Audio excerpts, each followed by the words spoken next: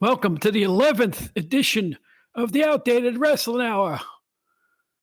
Getting so tired of hearing these young punks telling me about today is better. It's better today. A lot of this episode is about great wrestling books. I got a book right here. Let me blow the dust off it. It's called Jim Londos. He'll be great someday. Here's another one. Oh, so dusty. George Hackenschmidt. What a kid. Those are my favorite wrestling books. What are yours? Find some more on this episode of the Outdated Wrestling Hour.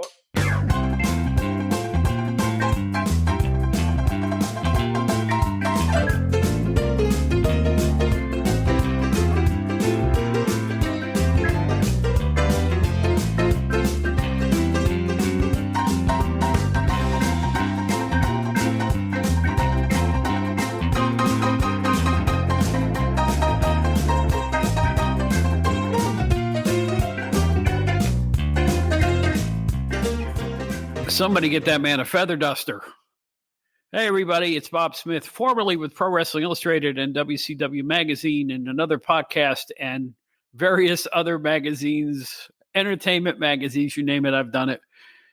But these days, in addition to my full-time gig in media, I am the host of the Outdated Wrestling Hour. How's everybody doing? I hope everybody's good. I'm great. Everything's fine. And I'm finally going to give you an announcement or two about upcoming things, as I mentioned that I would in the last couple of shows. I've got the clearance to say these things now, so I will say them. I am going to be a guest on one of the best wrestling podcasts out there, Shut Up or Wrestle, from the Arcadian Vanguard Network. Of course, it's hosted by the great Brian R. Solomon, who wrote the Chic book, Blood and Fire, which is, in my mind and my heart, the best wrestling book ever written, and it took this long in life to find it. I found it. It's a great book. If you haven't gotten it, go out and get it. It's fabulous. We're going to talk about that in a little bit, too. So I'm going to be on his show, and he's going to be on this show, Brian R. Solomon. You know, he's written for PWI and done so many things in wrestling, and it's just a joy to get to know him. He's a tremendous talent, unbelievable guy. And that's not all. I'm also going to guest on Rick Del Santo's PWZ podcast. That stands for Pro Wrestle Zone. He was nice enough to reach out to me on Facebook and ask if I would appear on the show, and I gladly accepted the offer. So I'm really looking forward to these two pending appearances, actually three when you think about it. So I guess we're doing okay with this little project of ours because we keep getting asked to do various things, and it's a wonderful, wonderful thing. Craig Peters is going to return to this show as well. I've already asked him about it. He's agreed to do it. We just have to hammer out a date to do it, and we will have the very upbeat former Pro Wrestling Illustrated editor-in-chief on this program once again. So talking about Brian Solomon's book to someone the other day, it reminded me of something that I've noticed at bookstores and on the charts and on Amazon. Pro wrestling books may be the most popular sports books out there. Now, why would you say that, Bob? Well, I'll tell you why. They stay in print. Classic old wrestling books stay in print. The newest wrestling books stay in print. Books about even obscure wrestlers stay in print. Baseball books go out of print in less than a year sometimes. I'm talking about books written by top athletes. You know, I won't name any names. I don't want to embarrass anybody. But I have noticed that baseball books tend to have a short shelf life. Same as they go with football books. But wrestling books hang around. That's because the stories are eternal. And I think when someone has a favorite wrestler, they keep them close to their heart for pretty much their own lives. Everybody knows about my love for early WWF and people like Baron Mikel Cicluna. Hey, would somebody write a book about Baron Cicluna? I think that would be great. Hey, Bob, why don't you do it? Well, you know, here's why I won't do it. I have never written a book. I had an offer once to be the with. You know how it'll say this book about Big Boy Jones with John Peterson? Well, actually, he dictates the book to Peterson, and Peterson writes and edits the book. That's usually how that works. But in any event, no, I don't think I have a book in me. People have asked me that a lot. Do you have a book? Will you write a book? You got a lot of personal experiences. The answer is no. I am a hack writer. I write short bursts of clear, good copy I've made a career out of that. I don't think I have a book in me. I sat down and tried to write a humor book. I didn't go very far. I got as far as one chapter, and I get brain freeze, and it just doesn't work anymore. I can't write a book. I would love to be able to write a book. I don't think I have it in me. But I know a lot of other good writers that can, and we're going to discuss them now. Here's another 10 list. Now, it's not a top 10. I don't think anything is greater than anything else. There's no best. But these are all really good books, and I've read all of these, and I really think you should too. Here are 10 books that will make your wrestling life all the more enjoyable. So first on this list, for obvious reasons, is Blood and Fire, the unbelievable real-life story of wrestling's original Sheik. Of course, it's by Brian R. Solomon, with a foreword by the great Rob Van Dam, who was trained by the Sheik. I don't know what to say other than my fascination with the Sheik took hold late because, wrestling used to be regional. And by the 80s, I had never seen the Sheik work. I was an East Coast guy. It was still territorial then, and I was a young adult.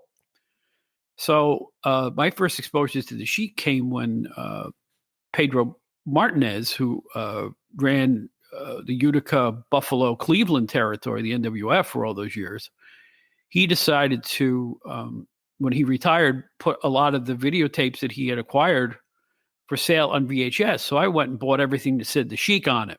That's how I saw the Sheik for the first time. And I was a full-grown adult. I mean, a young adult, mind you, but I was an adult by the first time I saw the Sheik. So I've spent the rest of my life finding out stuff about the Sheik after it occurred. Old videotapes, the I Like to Hurt People movie, on and on it goes. So when I saw this book was coming out, I said, this is one I have to get. And my timing was pretty fortuitous because I actually purchased the book about 3 weeks before the Wrestling Observer newsletter called this book the Book of the Year. And it is the Book of the Year. Don't miss it. Gloriously detailed with a lot of things you never would have thought of or ever heard of. It details the territories. It details the Sheik himself. It details the matches, his technique, his wrestling psychology, you name it. I can't put this book down. I'm still reading. I still pick it up. It's on my bed table. And every night, to kind of get myself to go to sleep after a busy day, I'll just pick out a chapter and reread it. That's how good this is. For anybody who loves territorial wrestling, Blood and Fire, you have to read this book. Our next book also has quite a bit about the Sheik in it. It's called Drawing Heat. It's from 1988. But the year I started with Pro Wrestling Illustrated, it was a new book then. It's by Jim Friedman. And this book is, if you want a copy of the book, you have to order it from the great Crowbar Press, which you can find online easily. That's Crowbar Press for a lot of these books. It's available there exclusively in book form. It's a book about a small touring wrestling troupe, kind of an outlaw organization of its time, run by Dave the Bearman McKigney, who was also known as the Canadian Wild Man, and his Big Bear Company. And of course, that included an actual bear for a spell. You know how I feel about bears in wrestling, but this is the story of that troupe. And a lot of other great names appear in this book, like Louis Martinez and just so many other great old school wrestlers, came and go out of this little federation. And it's fascinating. It's so real. It has the most quotes by the Sheik that you'll probably read anywhere, actual quotes from the man, in private or said to this author, Jim Friedman, who is just a brilliant man. Don't miss Drawing Heat if you can get a copy of this. It is one of the most important books ever written about professional wrestling. Now, this next book is a personal favorite of mine. Written all the way back in 2015. I can't believe it's been this long already. It's Bill Apter and his classic book, Is Wrestling Fixed? I Didn't Know It Was Broken. A funny, poignant memoir of Bill Apter's years in wrestling when he began with the Stanley Weston Wrestling Magazine Company around 1971. And he is working hard to this day. He's working for the Sportskeeda website. He's still everywhere you look. And if you want to know Bill a little bit better, because he's a great guy and everybody should know him, check out this book. I'm so glad he wrote this book. It kind of brought him back to the national forefront again after the PWI years had waned for quite a while. But this is a great, funny warm, just it's Bill in print form. And who doesn't want that? So get your copy of Is Wrestling Fixed? Or as he would say, well, I didn't know it was broken. These next couple of books are both from Crowbar Press. Just go to Crowbar Press online. You'll find them. And what a selection of literature about professional wrestling. It's absolutely unbelievable.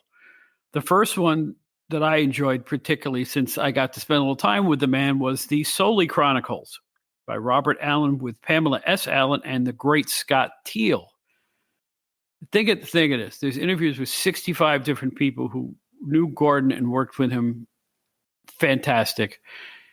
This was a very complicated, very learned man who just happened to fall into professional wrestling and make it his entire life. And there was never anybody better on the mic than Gordon Soley. I'm sure there are younger people here who never heard him work. Try to listen to him if you can find clips on YouTube or on the WWE network. He's all over it. He was the major voice of professional wrestling for decades. Don't miss that book. It's just fascinating. And also is probably the first hit wrestling book of all time. It's called Whatever Happened to Gorgeous George by Joe Jarris. Another Crowbar Press. And in it are probably the first book interviews or first book coverage from this book, which was written a long time ago about Bruno Sammartino and Haystack Calhoun, Fabulous Moolah, The Crusher, you name it. Whatever Happened to Gorgeous George. In fact, if you want to learn about Gorgeous George, this is the book to pick up. Just fantastic. Like I said, Crowbar Press is just the place to go for pro wrestling books. It's just great.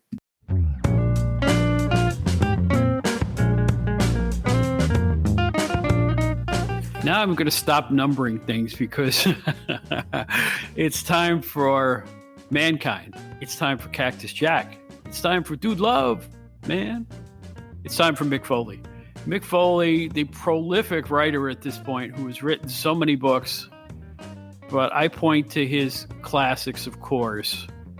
And these are available everywhere books are sold in both the digital and print form. Have a Nice Day, A Tale of Blood and Sweat Socks, which is tremendous. Foley is Good. And The Real World is Faker Than Wrestling, which is just as good as that. There's also the Hardcore Diaries, which is a personal favorite of mine. And I'm going to give him an honorable mention. The audacious, this is an incredible idea for a project. Cactus Jack and the Beanstalk, which is a coloring comic book. I mean, come on. It's too good. How creative is he? And of course, the Christmas book that he did with Jerry Lawler is also an illustrated classic and still in print. And you're going to want to go out and check out all these books. If you haven't read Mick's first few books, he has such an unbelievable memory. I mean, you know, when I was on John Rizzi's podcast, we did a video Zoom call with Mick, and I hadn't seen him personally in years. And I remembered the last time I had seen him was at Shea Stadium, where I bumped into him and his family. Yeah, you know how long Shea Stadium's been gone? Shea Stadium closed in 2008. Well, as it turns out, you know, he gets on this Zoom call with us. He goes, Bob, I haven't seen you since Shea Stadium. And I went, oh my gosh. So considering the bumps he took and how physical he was and what an incredible lack of sense of self-preservation he seemed to have in his wrestling career, his memory is razor sharp. He remembers everything, and that's why his books are so good. Again, Have a Nice Day, Foley is Good, and the Hardcore Diaries. You can't go wrong with these books, and you can't go wrong with Mick Foley, who continues to tour the country doing some comedy. He's all over the WWE network, and I can't get enough of him. He's wrestling's most unique personality, another guy who overcame the odds to become one of the biggest superstars of all time. The books are probably some of the best things he's done. I mean that sincerely, particularly his debut book. So if you haven't read a wrestling book in a long time, try to read Mick Foley's vast canon of writing. He's probably the best writer who ever was a professional wrestler. The books written by the periphery of wrestling, that is non-wrestlers, have a tendency to fascinate me quite a bit. And this one is another exception. I talked about Gordon Soley. Well, probably number 1A on the list of wrestling announcers is Jim Ross. And Jim Ross wrote a great book called Slobber Knocker, My Life in Wrestling, as told to Scott E. Williams. Another guy with a fantastic memory who continues on in wrestling to this day, thank goodness, both with AEW and his own podcast. It's great that he is still around doing it. He must have set a record by this point for longest wrestling career. I'm really serious about this. Jim's been around forever, and I'm so glad that he has been. But this book has an unreal poignancy to it that you wouldn't expect coming from a wrestling book. It's very heartfelt, very real. You can hear his voice as you read the words on the pages. It's just a tremendous book. What a career Jim Ross has had. Little federations, bigger as he went along, only to end up with WWE for such a long time. And then to segue as perfectly as he has into AEW, fantastic. And you know what? His barbecue sauce is killer. So another multifaceted individual with a particular gift in calling professional wrestling matches. How many classic lines? I'm glad he called the book Slobber Knocker. That's one of them.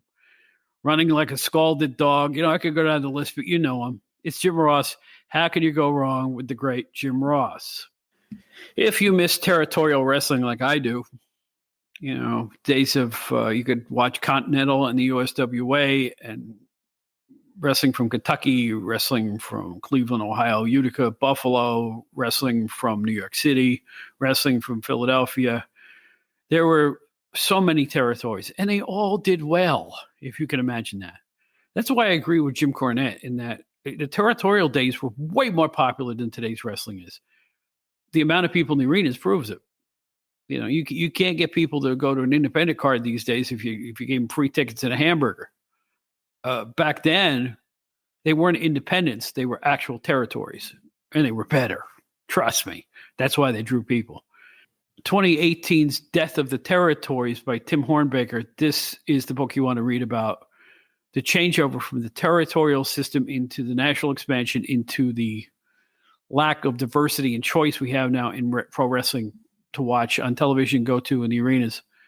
This talks in great detail about the WWF/WWE expansion, the clownish mistakes made by the federations who were trying to battle them, ill-fated attempts to get together and have mega cards and all the other things that never seemed to work right. The desperation taken on by some federations just to try to stay alive. And it's sad because, they didn't do anything wrong. They were just getting gobbled up. They're getting their TV time taken away and so on and so forth. This book details everything. Mr. Hornbaker does a fantastic job. If you miss territorial wrestling, this is the number one source. You would really want to read this book. 2018's Death of the Territories. It's a must read. Go out and get it. We are going to wrap up our book section here, or close the bookshelf, as it were, with a writer who is probably the most prolific in professional wrestling that I can think of. And he's a fine man. He's just a great guy. I got to meet him on John Rizzi's podcast. It's Greg Oliver. He and Steven Johnson, as part of this Hall of Fame series of books, wrote the Pro Wrestling Hall of Fame, The Heels, which is my favorite of all his books. It's got a classic cover of Bulldog Brar ripping the face of Carlos Colon right on the cover, a bloody cover. Yes, you don't see wrestling magazines with bloody covers anymore, but you see one on this book. And it's a detailed, fond look back at the villains and who they were in their personal lives, with a mess of great photos and just great writing and some information you won't get anywhere else. But that's Greg Oliver. And once again, I want to send a shout out to him and Slam Wrestling. Still, I got to say, that's my favorite website in the world about professional wrestling. It's great. The photo section, the up-to-date news, the tremendous wrestler biographies when someone passes away. Greg Oliver is one of a kind. He's a real treasure in modern professional wrestling, and his books are just the tip of the iceberg. He does so much. He's so prolific. He just wrote a baseball book about John Gibbons. I believe the book's called Gibby. You can learn more about that on the Rizzi podcast. There's also a Gibby Show podcast that you can listen to. But in any event, Greg Oliver is one of a kind. Just a tremendous talent. an encyclopedic knowledge of wrestling and wrestling history. He's just got it all going on. And this book, if you haven't read any of his Pro Wrestling Hall of Fame books, they're beautiful coffee table books, just start with this one. It's called The Heels. It's got all the heels in it. If you can name a heel, he's in this book. Great photography, great writing. This type of stuff makes you proud to be a wrestling fan because this is really good stuff. The Heels by Greg Oliver and Steven Johnson. Grab it at your earliest convenience. It's been one of my favorite books for a long time. Another one that's on my bed table, along with the Chic book and a lot of other books that when I'm feeling blue or if I just can't sleep or if I just am in the mood to calm my brain, I read these books and they're just fabulous. There's still nothing like reading, kids. You know, when you were a kid, they said reading is fundamental and all that stuff. Keep reading. You'll find stuff through books and information you won't get anywhere else, even in this internet era. So here's to the wrestling books. Here's to the wrestling authors. Here's to wrestling. What will we do without it, right? Hey, are you in the mood for something fun to do with your family? Get together for a fun and exciting time bowling at Harold Lanes in New Hyde Park, New York. Harold Lanes brings back the nostalgic atmosphere of bowling along with its fantastic cafe and bar selections. The food is not your typical bowling alley offerings. Take it from me. That's the truth. The food is delicious. Harold Lanes also offers adult and junior leagues as well as coaching classes for the kids. The kids' birthday parties, fundraisers, and adult parties are always a huge hit. Reasonably priced and conveniently located at 465 Herrick's Road in New Hyde Park, New York, Harold Lanes is open 7 days a week, 10 a.m. to midnight. You need more information? Give them a call at 516-741-8022. That's 516-741-8022 for Harold Lanes in New Hyde Park, New York. Welcome back. I want to talk about something that just popped into my mind the other day. For you WWF fans, and I say that with all four letters because this was the era where this gentleman was around, and he's the great secret for the Worldwide Wrestling Federation. He's never alluded to. I don't read his name anywhere. I'll have to go into some books and see if I can find more about him. Whatever happened to Guy Galante? Who's Guy Galante, you might ask? If you watched Worldwide Wrestling Federation, either of their syndicated programs, which is the only way they were around in the old days, through the 70s into the early 80s, the end of the show, it would say, directed by Guy Galante. We're talking about the Fred Blassie years, the Bruno years, Pedro Morales, Baron Cicluni, Johnny Rods, Peter Maivia, that whole era, Chief Jay Strongbow and his various brothers and tag team partners. But at the end of the show, directed by Guy Galante. Now, I watched wrestling TV like a hawk back in the 70s. And I also watched roller derby, which I believe was taped a lot of the times in the East Coast or Philadelphia. And at the end of that show, it also said directed by Guy Galante, Galante. Who is he? What happened to him? Why is he never mentioned? Shouldn't someone like that be in the WWF Hall of Fame? I don't know if he is or not, but it's just a mystery to me. So I went on the interwebs and I looked up Guy Galante, and I can't find much. I did see some things about a great TV director and producer. Doesn't mention the wrestling, but apparently he was from the Philadelphia area. That's all I know. So a lot of very learned wrestling experts listen to this podcast. I know because I talk to them all the time. Who was Guy Galante? And I think he is a big, important piece of why the WWF was what it was. The flavor of those two shows was unlike any other wrestling show. The camera work was great.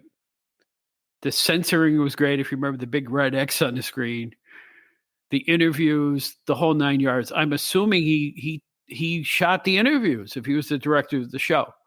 Guy Galante, for anyone who knew him out there, he's a tip of the cap to Guy Galante because he was the director of the wrestling programs I grew up with.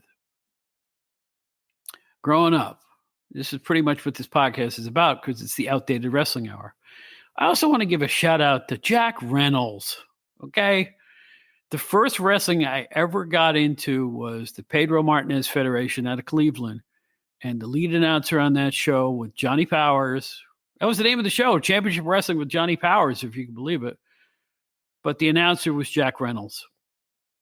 Just the classic old school meat and potatoes announcer. I don't think he had the greatest knowledge of holds or anything else like that. But you know what? He usually wore a tux. He's always amazingly coiffured. He had longish hair for his era. And you know what? He was really good. He eventually got hired by the WWF, if you recall, and worked for them. He was also the host for many episodes of Pro Wrestling USA, which was that merger idea in the early 80s that lasted a short amount of time, but we all rooted for. At least I know I did. And I got to see the shows in New York City. I just want to give a shout out to Jack Reynolds, a great old school wrestling announcer. I think he may be my favorite, or one of them, because you know what? You never forget your first love. And the first wrestling show I ever watched was the NWF, Cleveland, Utica, Buffalo, Albany at that point.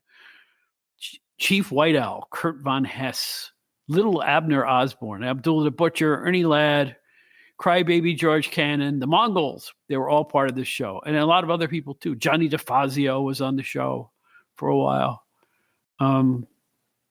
I'm leaving some people out. Eric the Red with his bone. I don't know why he had a bone. Why does a Viking have a bone?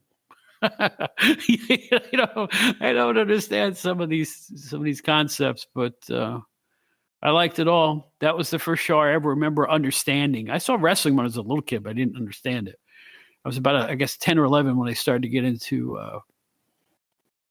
Chief White Owl and Johnny Powers. Oh, Johnny Powers was good. He left us recently. Johnny Powers, to me, was the ultimate babyface because, in the first show I ever watched, they told me he was. And he was the champion at that time and had a big, long-lasting feud with Bulldog Brower. And I'm rambling. Those were the days. But that's what this is about. I'm outdated. The wrestling I liked is outdated. I want to keep it alive. I'm trying to keep the spirit alive of what we all used to watch and enjoy. And that is what I'm all about, baby. Well, it's time to wrap it all up. Mosey on down the road. It's another edition in the can, number 11. Our opening and closing theme on every edition of the Outdated Wrestling Hour is Boogie Party by Kevin MacLeod. Licensed under Creative Commons by Attribution 4.0 license. We had a little background music on this particular show, and it's called Hold On a Sec by Brian Teo. Thank you, Brian. It's easy to get a hold of us, and you really should. On Facebook, I'm Robert Smith.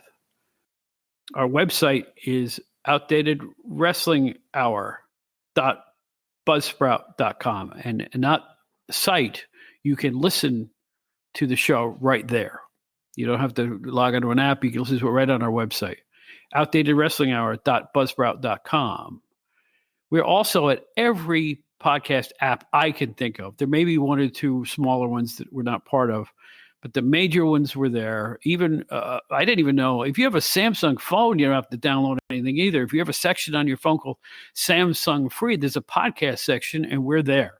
We're at Odyssey. We're at Spotify. We're at iTunes. Keep going. You name it, we're there. You should be able to find us without even having to look all that hard, thankfully.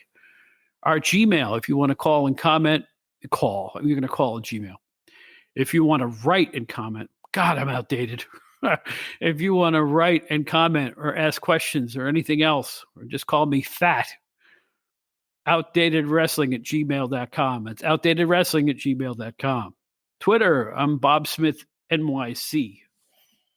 And it has been a joy putting this whole darn thing together. Go out and get yourself a book. Go on and check out some classic wrestling and video. Keep the old stuff alive, folks. Without us, the stuff will fade away. We don't want that to happen. So before I go, I'll leave you once again with some classic lines. This one is from my favorite old-time wrestling announcer, Jack Reynolds. Oh, that's uncalled for.